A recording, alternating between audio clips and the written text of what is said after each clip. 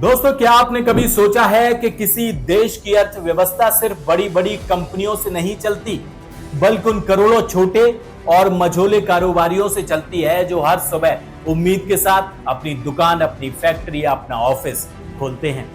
लेकिन अगर वही बिजनेस मालिक अपना आधा दिन खर्चों का हिसाब लगाने, कर्मचारियों के पेमेंट ट्रैक करने, फास्टैग रिचार्ज कराने और अकाउंट मिलाने में ही बिता दे, तो वो अपने बिजनेस को आगे कब बढ़ाएगा।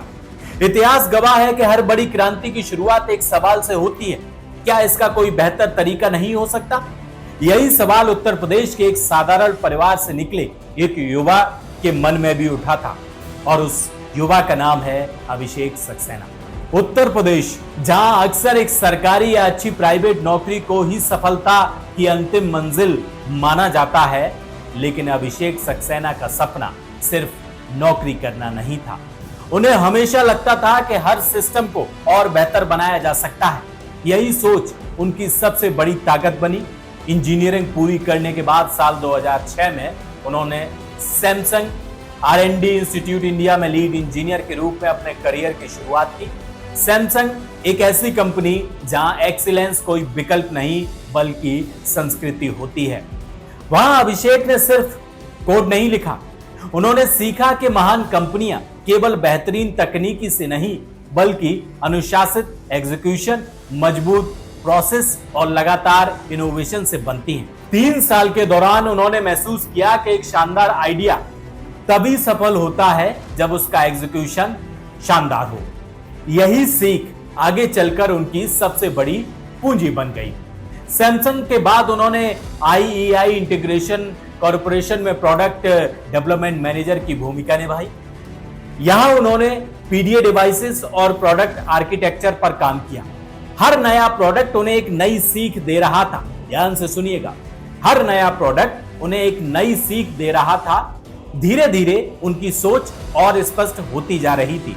उन्हें समझ आने लगा था कि टेक्नोलॉजी का असली उद्देश्य लोगों की जिंदगी को आसान बनाना है, केवल आधुनिक बनाना नहीं है।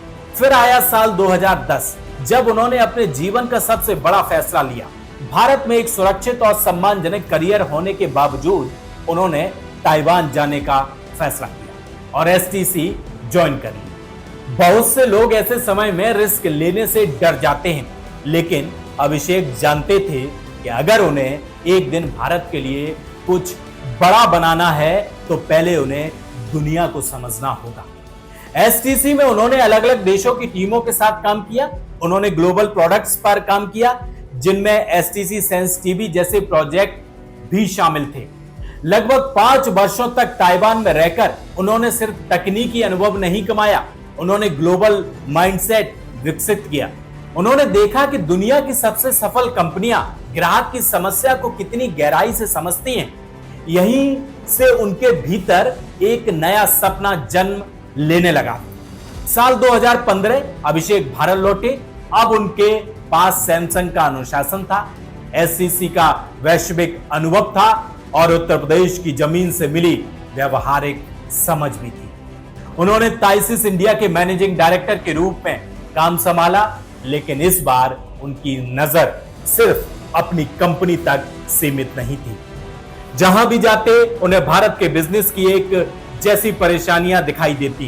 किसी कंपनी की फाइनेंस टीम घंटों रिकंसिलिएशन में फंसी रहती, कहीं कर्मचारियों के खर्च मैन्युअली ट्रैक हो रहे थे, तो कहीं फास्टैग और कॉर्पोरेट एक्सपेंसेस संभालने के लिए अलग कर्मचारी बैठे हुए थे। CFO रणनीति बनाना चाहते थे, लेकिन उनकी टीम जो है वो रोजमर्रा की अव्यवस्था में उलझी रहती थी। अभिषेक सक्सेना ने महसूस किया कि यह केवल कुछ कंपनियों की समस्या नहीं है, यह भारत के करोड़ों व्यवसायियों की वास्तविक चुनौती है।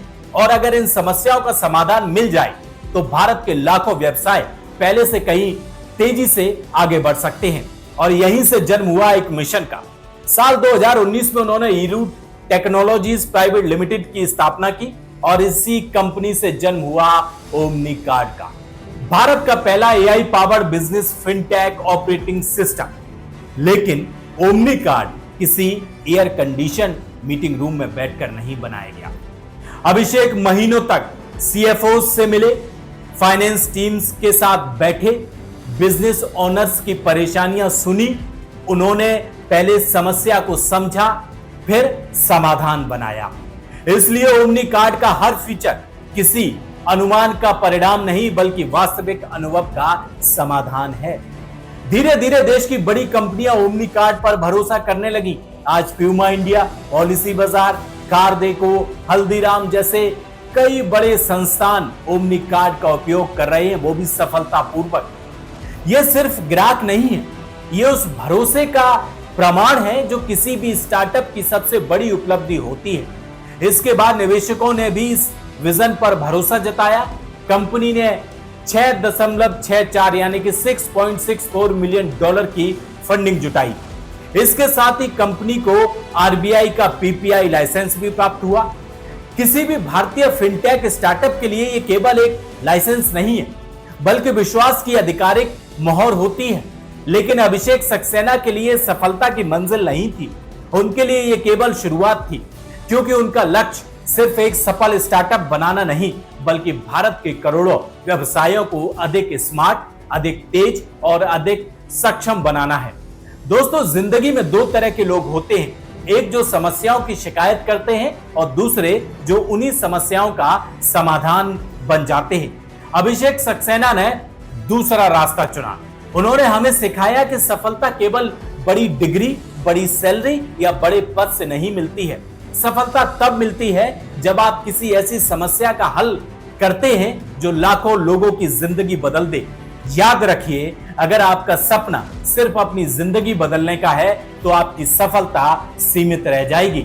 लेकिन अगर आपका सपना करोड़ों लोगों की जिंदगी आसान बनाने का है तो दुनिया खुद आपके लिए रास्ते बनाती चली जाएगी।